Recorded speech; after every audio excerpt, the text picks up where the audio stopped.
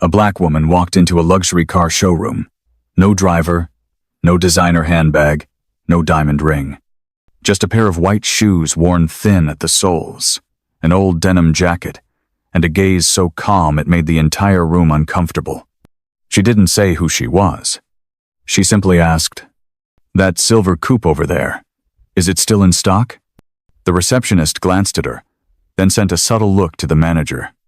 Just one quick flick of the eyes, enough to sort the woman in front of them into the category they'd already prepared. Can't afford it, shouldn't ask, doesn't need assistance.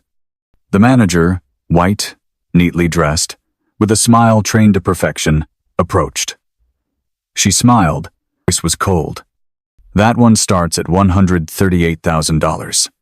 We usually consult with customers after reviewing their credit history. Perhaps you'd like to reconsider." The woman didn't get angry. She didn't smile. She simply nodded.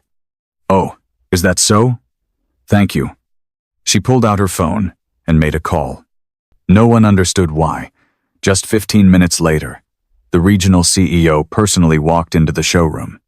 And even fewer expected that the woman they just tried to turn away would soon be the one they'd have to call Ma'am Owner. Orion Motors, a long-established luxury car dealership chain in the U.S., with a presence in 14 states and its flagship showroom in downtown Seattle. Chrome-plated interiors, floors polished to a mirror shine, acoustic insulation so perfect you could hear your own breath. Employees trained as if preparing for a G20 summit. Body language, how to place a glass of water, and how to smile at exactly a 35-degree angle. Everything here was elegant, but nothing truly felt human. Selena Hart, 36, was the kind of woman who, in every media profile, was always described with words like brilliant, resilient, inspiring, yet never fit to lead a corporation.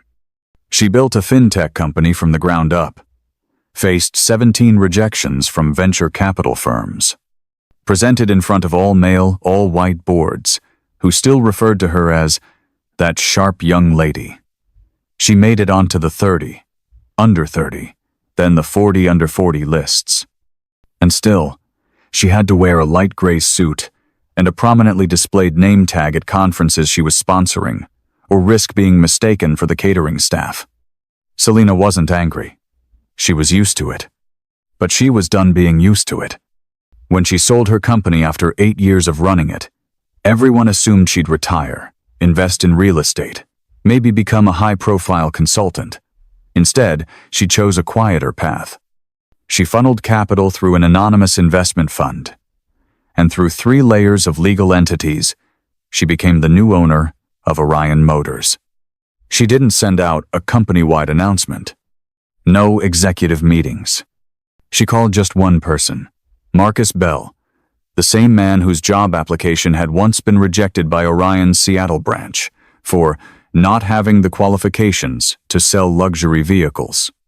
At the time, Marcus was freelancing in sales. Now, he was the regional director for one reason only. Selena had seen him when no one else bothered to look. When Selena told Marcus, "I want to visit the showroom myself. No name, no advance notice." Marcus asked, "You planning to go undercover?" "Number, I don't need to pretend. I just need to be myself. No designer brands, no polished makeup.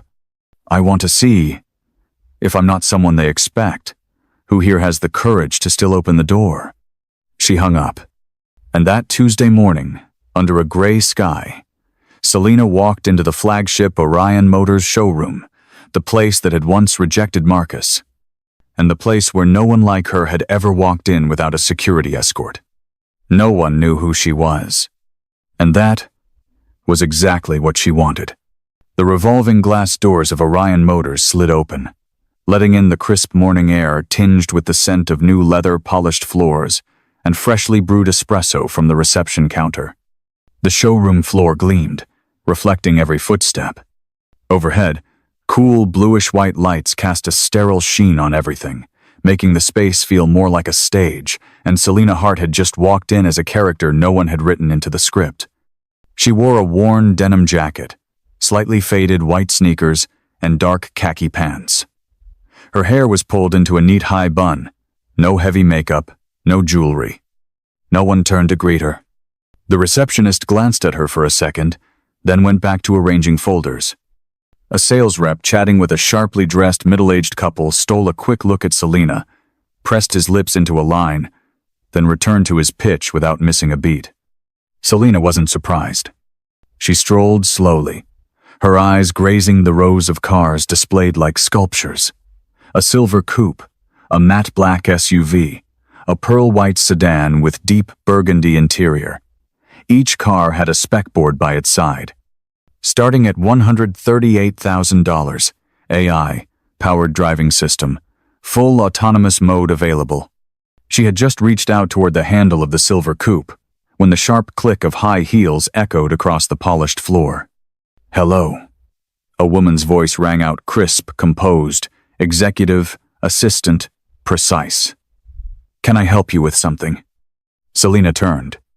Laura Kingston's showroom manager stood before her in a cream-colored suit.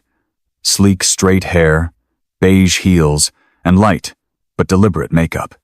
Her smile was polished. But her eyes weren't smiling with it. "I'm just browsing," Selena replied. Laura nodded, still smiling. "This one's our sport coupe model, starting at $138,000. With premium add-ons, it can go up to $190. For clients with flexible budgets, we offer same-day financing pre-checks." Selena raised an eyebrow. "I didn't say anything about my budget." "Oh, of course," Laura replied quickly, her smile slipping just slightly off axis. "Just trying to help you save time. Sometimes people come in without knowing which models are realistically within reach." Selena nodded.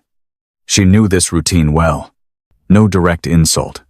Just enough professionalism to wrap a bias in packaging that sounded neutral, like rebranding prejudice as personal financial assessment. "I'm looking for a car for my mother," Selena said slowly. Laura hesitated just a moment, then nodded politely. "Oh, I see. In that case, I can show you a few older models. We have a certified pre-owned section along the side of the showroom. Some of them still hold up very well." "I didn't say I was looking for a used car," Selena replied. "I didn't mean it that way. I just meant we can be flexible, depending on the customer's needs." As Selena continued walking the showroom, Laura trailed her, pointing out the premium vehicles yet always gently nudging the conversation toward cost-effective solutions. Nearby, a customer browsing an SUV glanced over at Selena and asked Laura quietly, "New shopper?" Laura tilted her head, voice low but audible enough. "Probably just browsing for fun." Selena heard it. She didn't flinch. She didn't stop. She simply took one more step forward, standing directly in front of the silver coupe, staring into the dark-tinted window. The glass reflected the image of a black woman standing in the middle of a space built to serve someone else. And in that moment, she knew they didn't need to do anything more. She had seen enough. Selena remained standing before the silver coupe, her hand resting lightly on the door handle, eyes gliding over the spec sheet. Full-time all-wheel drive, handcrafted Italian leather interior, silver gray paint with a bluish sheen. "Is this one available for a test drive?" she asked, voice even, eyes never leaving the car. Laura stood just a step behind her, hands clasped, posture angled like she was posing for a catalog.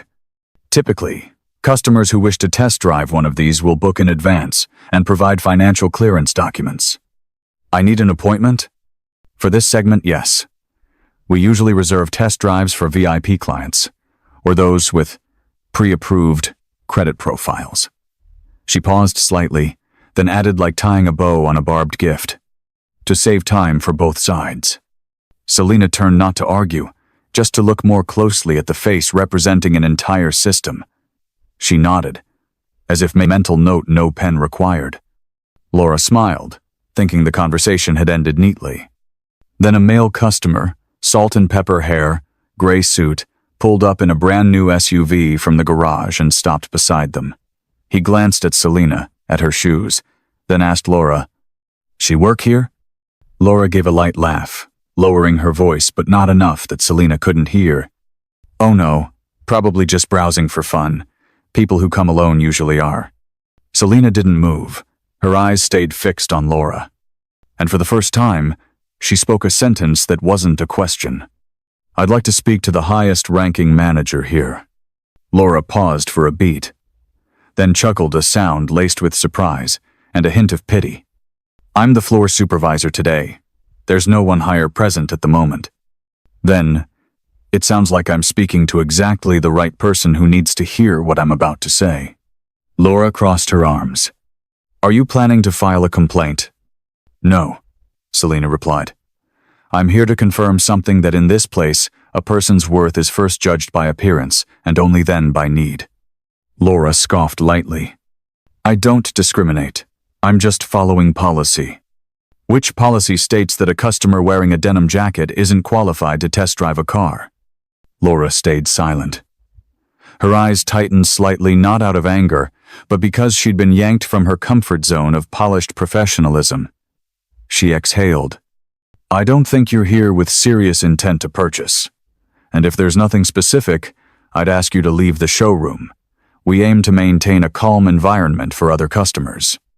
The sentence dropped like a quiet eviction, a coded message that said, This space isn't for you. Selina didn't react.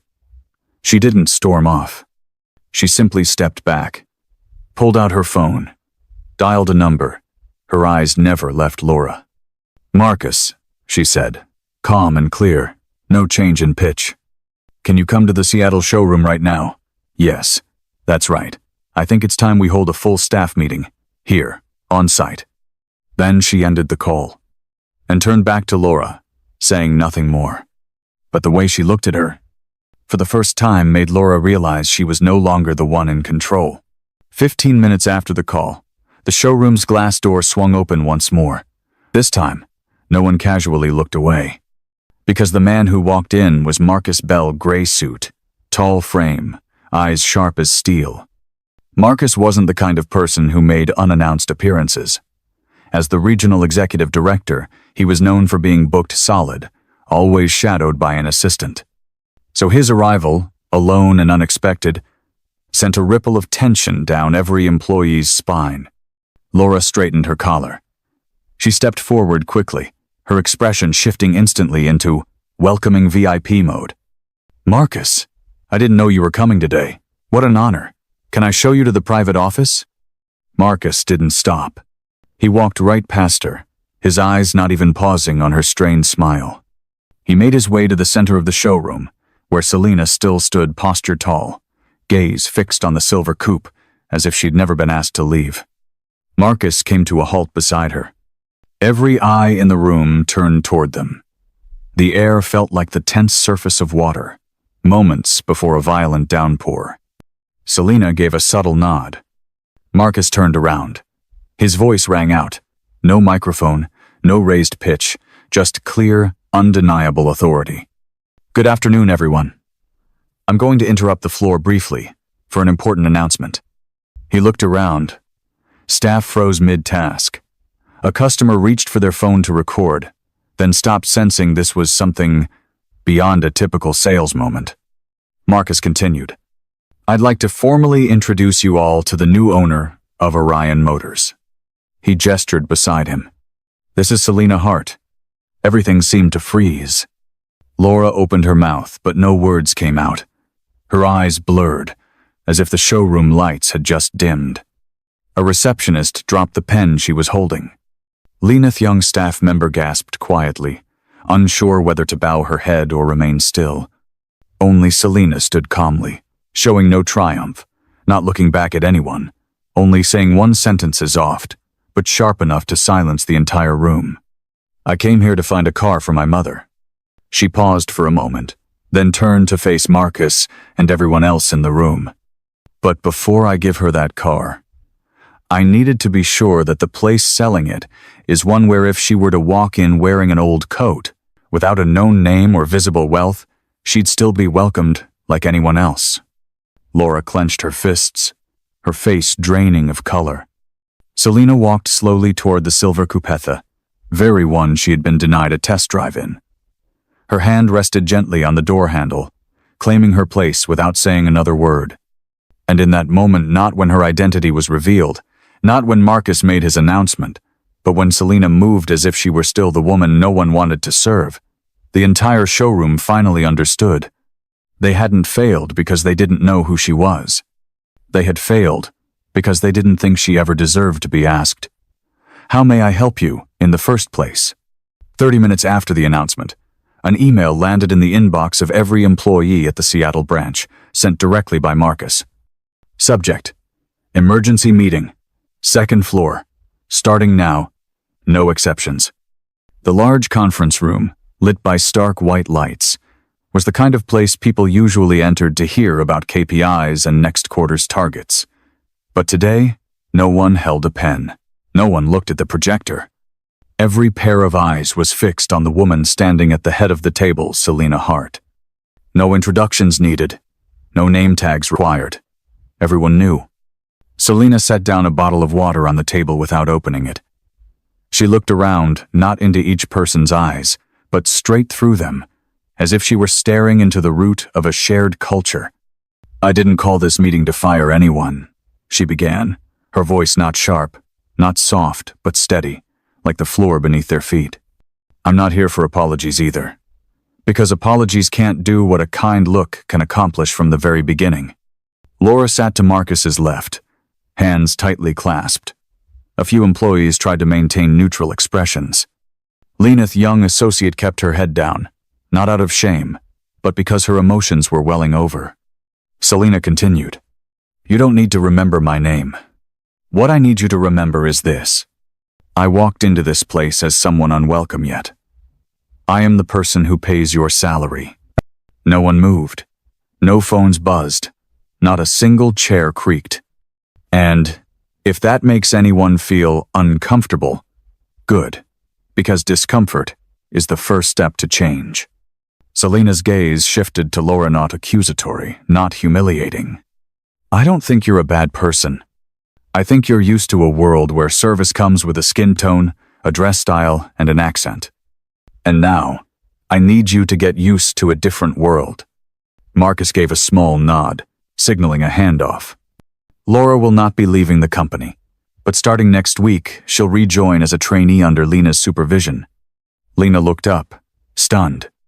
Selena smiled for the first time since entering the room. That's the best way to relearn from someone you didn't think was worth noticing. No one clapped.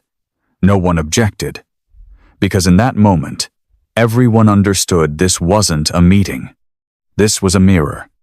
And in the mirror, they saw themselves every detail, crystal clear. Selena closed. "I didn't come here to be the boss.